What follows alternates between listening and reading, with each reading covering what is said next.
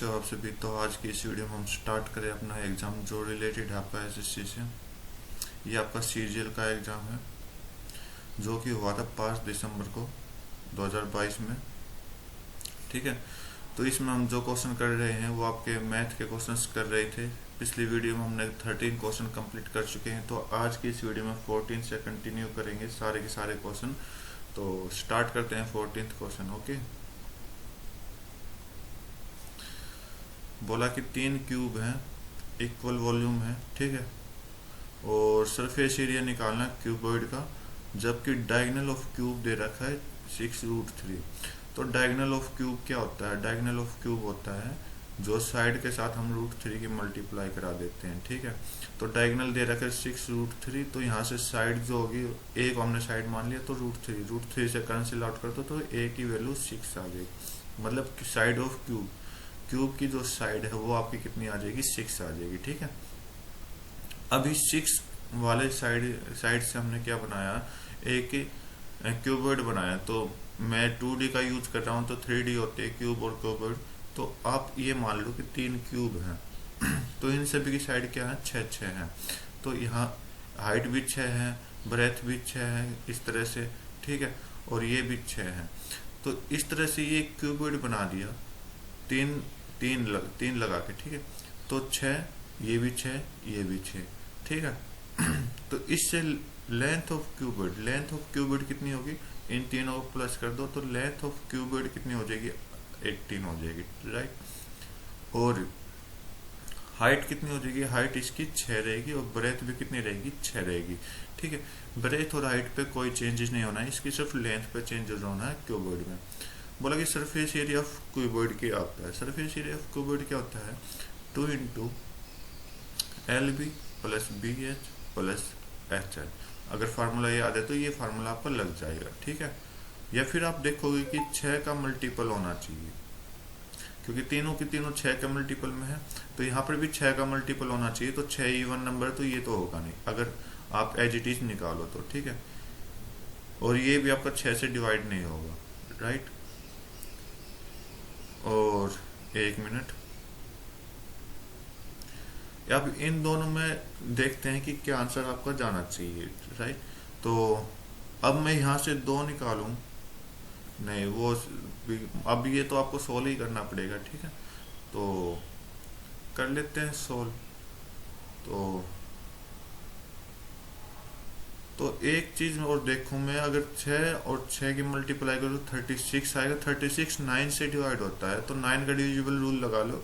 5 और 4 9, 5 और 1 6, और 6 6 12। तो 9 तो आपका 9 से डिवाइड हो जाएगा, लेकिन 12 आपका डिवाइड नहीं होगा। तो इस तरह से आप डिविजिबल रूल लगा के कर सकते हो। नहीं तो फार्मूला पुट करो, 2 L कितना 18 गुना 6 प्लस 6 गुना 6 प्लस 6 गुना 18। ये फार्मूला लगा दो तो सोल्व कर लो इसको। 18 6 108 होता है, प्लस 36 हो जाएगा, प्लस 108 हो जाएगा। यहाँ से मैंने 9 कॉमन लिया था और 9 का डिविजिबल रूल लगा के सोल्व कर दिया। तो 2 गुना, तो 108 कितना हो जाएगा? 216। 216 और 36 कितना हो जाएगा? 2 4 और सॉरी 1 मिनट, 216 16 और 36 52 होता भाई। 2 5 2 हो जाएगा, और इसकी मल्टीप्लाई करोगे तो 504 आपका राइट आंसर दे देगा। सिंपल सा क्वेश्चन था। नेक्स्ट क्वेश्चन चेक कर रहे हैं। बोला कि tan A 5/12 है। tan का फॉर्मेशन कैसे होता है? P/B से होता है। ठीक है, यहाँ ट्रिपलेट यूज हो जाएगी। P की वैल्यू 5 है, B की वैल्यू 12 है, तो H की वैल्यू कितनी हो जाएगी? 13 हो जाएगी। ठीक है, ट्रिपलेट यूज कर दो। 5 12 13, आपको याद होनी चाहिए ये चीजें। कोस क्या होता है? B/H होता है। ठीक है, B कितना आपका 12, राइट, और H आपका 13 हो जाएगा। 5 12/13 आपका राइट आंसर हो जाएगा। सिंपल क्वेश्चन था। बोला कि एलसीएम 2 नंबर का एलसीएम इतना है, एचसीएफ इतना है, उनमें से एक नंबर इतना है, तो अदर दूसरा निकालना। तो क्या होता है कि फर्स्ट की मल्टीप्लाई अगर आप सेकंड से करोगे तो ये आपका क्या दे देगा? एलसीएम गुना एचसीएफ दे देगा। ठीक है, राइट। तो 171 इंटू सेकेंड आपको निकालना है, तो एलसीएम कितना? 4104 इंटू 9 है। 9 से कट करोगे तो ये आपका सीधा कितने पे कट हो जाएगा? 19 पर, और 19 से कट करोगे तो इसको कितना हो जाएगा, 19 दूनी 38, 3 जीरो, सॉरी 19 दूनी 38, 2 जीरो, 19 एकम 19, ओके, सॉरी 3 जीरो होगा ना, हाँ 3 जीरो होगा। तो ये आपका कितना बच जाएगा, 11, और 4 114, 114 कितना 19 पे कितने पर जाएगा, 6 पर जाएगा, तो 216 आपका राइट आंसर दे देगा। ठीक है, नेक्स्ट क्वेश्चन चेक करते हैं।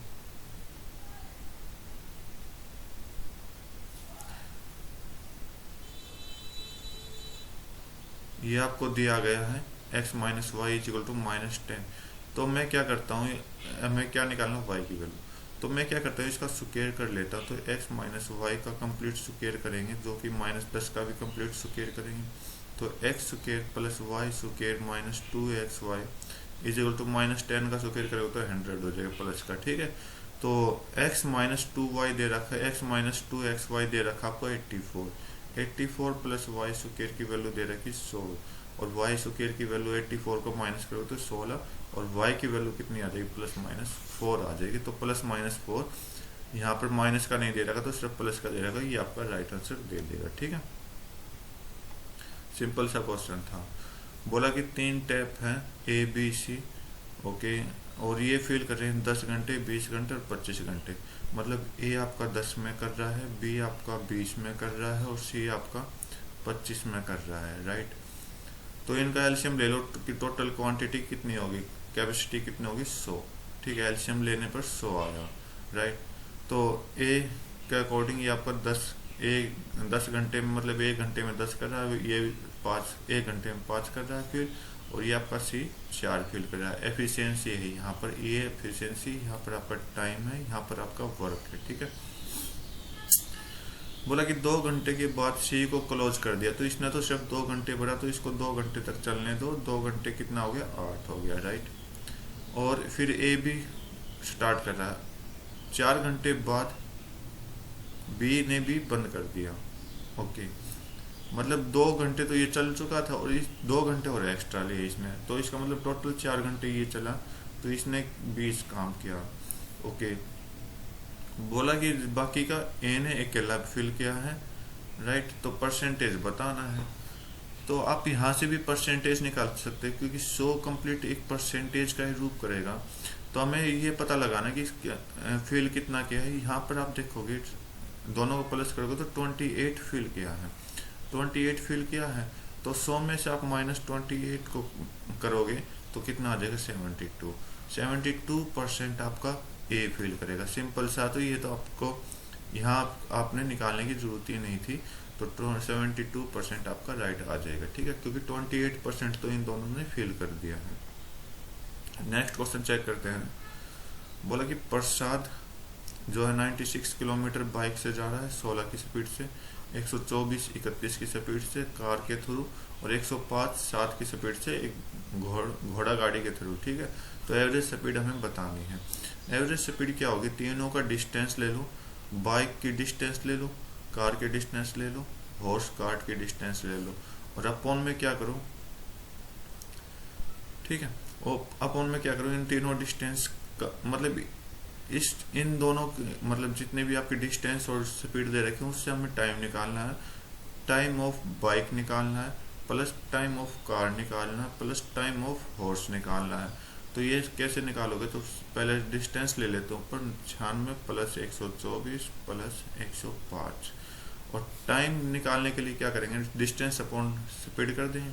तो ये आपका 96 अपॉन 16 हो जाएगा, प्लस 124/31 हो जाएगा, प्लस 105/7 हो जाएगा। ये 16 आपको करना है।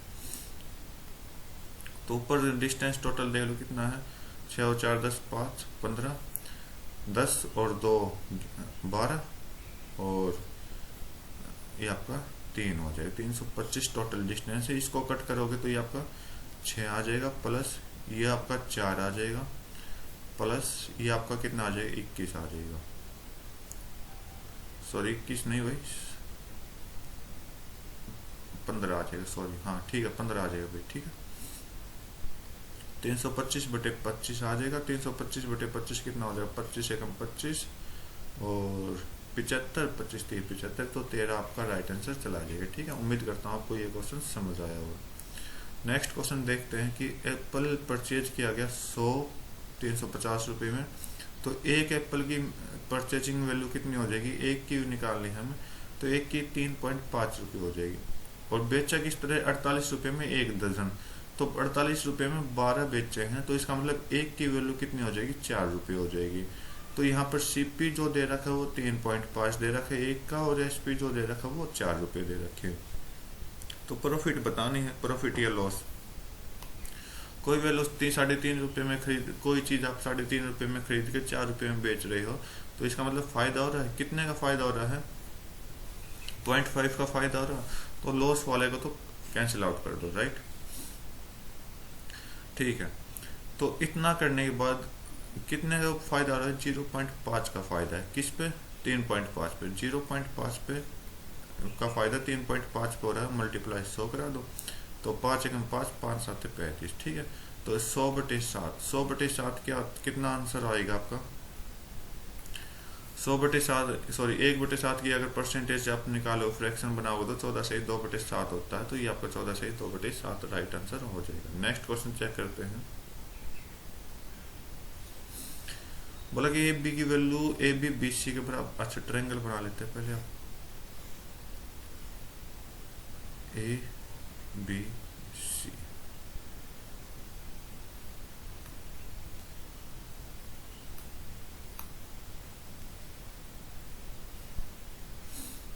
तो ये साइड इस साइड के इक्वल दे दी, और मिड पॉइंट दे दिया P Q R, mid point है ए बी का, ए बी का मिड पॉइंट ई पी है, और बी सी का मिड पॉइंट क्यू है, ओके, आर ए सी का मिड पॉइंट है, ओके।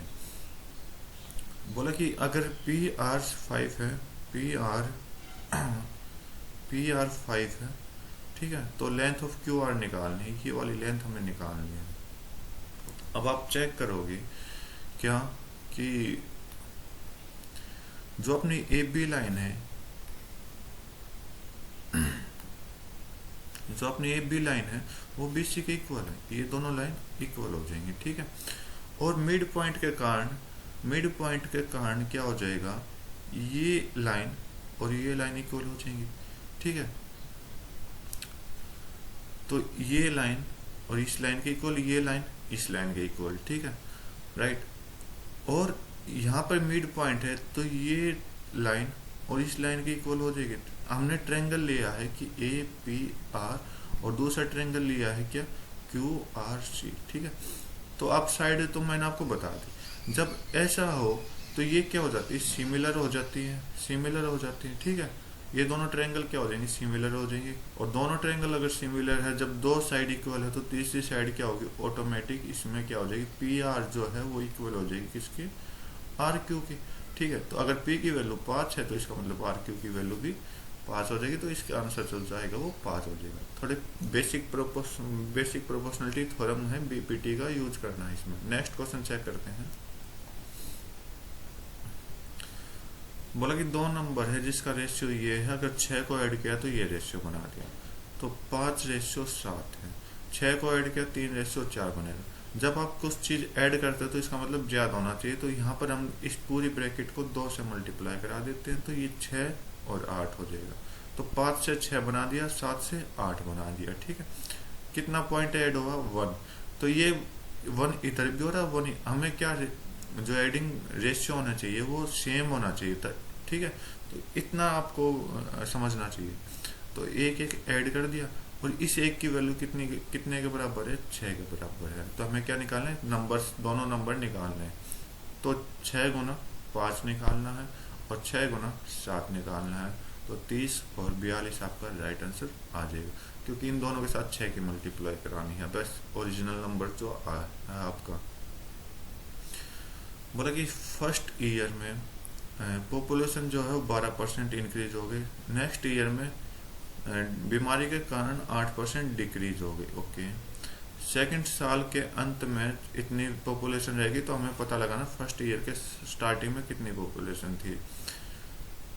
मान लो कि टोटल पॉपुलेशन मेरी पी थी फर्स्ट ईयर में, और इसके बाद 12% का इंक्रीज हुआ, तो 12% का इंक्रीज कितना हो जाएगा, 3/25, तो इसका मतलब 28/25 हो जाएगा, 25 से 28 होगी, सेकंड साल में डिक्रीज हो गई, तो 4/25, तो सॉरी 2/25, 4 से डिवाइड किया, मतलब मैंने इनको क्या बनाया, 12% को 3/25 बनाया और 8 को क्या बनाया, 2/25 बनाया, 4, ठीक है, फ्रैक्शन बनाया।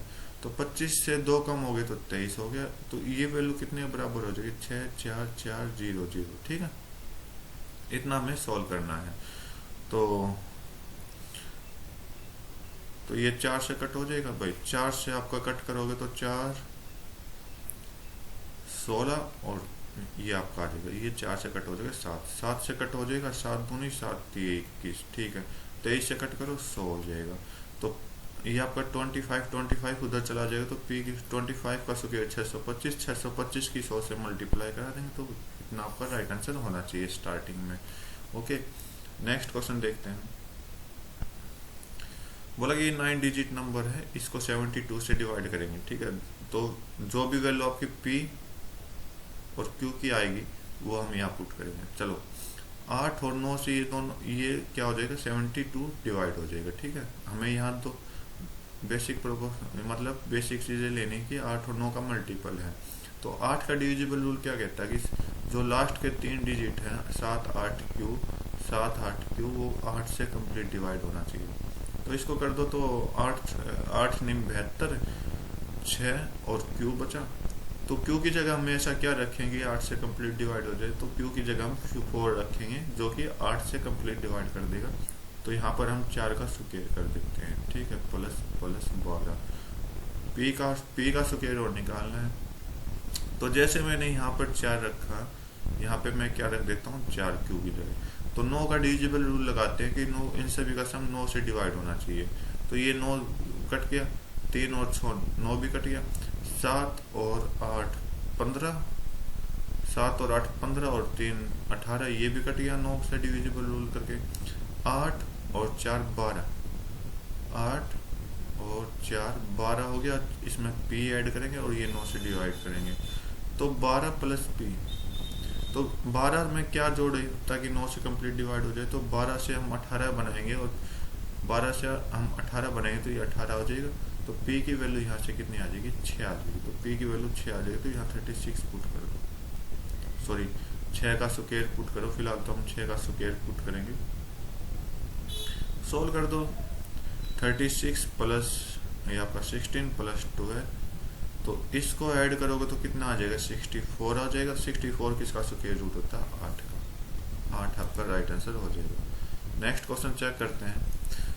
बोला कि 3 सर्कल हैं जिसकी रेडियस 4 है, एक दूसरे को टच कर रहे हैं और इनको बांध दिया गया टाइट, तीनों सर्कल को, ठीक है, ये क्वेश्चन पहले कभी शिफ्ट में आया था, मुझे ध्यान नहीं का, तो इसको हमने क्या किया, 3 सर्कल को टच किया है, तो थोड़ा डायग्राम मुश्किल सा होगा, तो आप समझ जाना, ओके। और इसको मैंने क्या किया, एक रस्सी से बांध दिया, एक रस्सी से बांध दिया, तो इस रस्सी की हमें वैल्यू निकालनी है, ठीक है, इस रस्सी की हमें क्या निकालनी, वैल्यू निकालनी है। तो आप चेक करोगे कि क्या फॉर्मूला बताया था मैंने आपको लास्ट टाइम, कि 2πr प्लस में 2πr प्लस में 6r हो जाएगा आपका, ओके, ये फार्मूला मैंने बताया था। तो मैं आपको यहाँ थोड़ा डिस्कस करके दिखा देता हूँ कि वो कैसे बना अपना फार्मूला।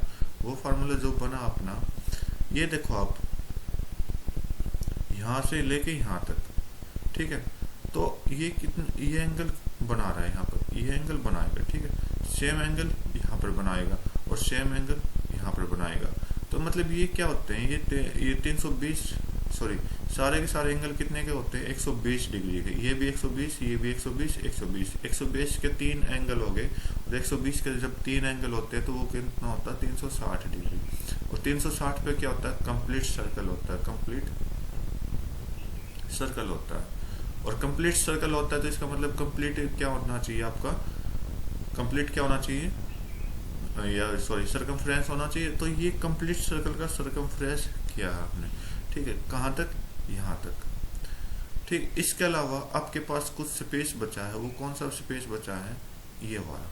ठीक है, अब हमें इस स्पेस की भी तो वैल्यू चाहिए।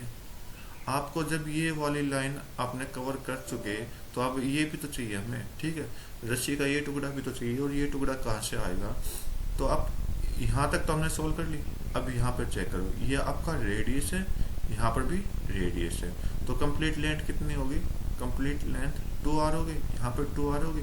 सेम आप यहाँ पर चेक करोगे, ये भी 2r हो जाएगी। सेम लेंथ यहाँ पर चेक करोगे, ये भी 2r हो जाएगी। तो यहाँ से क्या आया, 6r आया। बस ये आपको निकालना है। ठीक है, तो फार्मूला याद रखना है, ज़्यादा डिस्कस जो मतलब आप ज़्यादा समझने की जरूरत भी नहीं है, सिर्फ फार्मूला याद करो और वैल्यू पुट कर दो। तो p को हम पाई मानते हैं, p को यहाँ पर पाई की वैल्यू दे रखी, तो पाई को हम एज इट इज रखेंगे। तो 2 इंटू पाई इंटू आर कितना है, 4 प्लस में 6 गुना 4, तो यहाँ पर 8 पाई प्लस 24 आपका राइट आंसर दे देगा। सिंपल सा फार्मूला बेस्ड क्वेश्चन है, सेकंड डॉग का आंसर है। ठीक है, तो आज की वीडियो में बस इतना ही रखते हैं। नेक्स्ट वीडियो में अपना नया एग्जाम उठाएंगे, तब तक के लिए thank you, have a nice day, जय हिंद।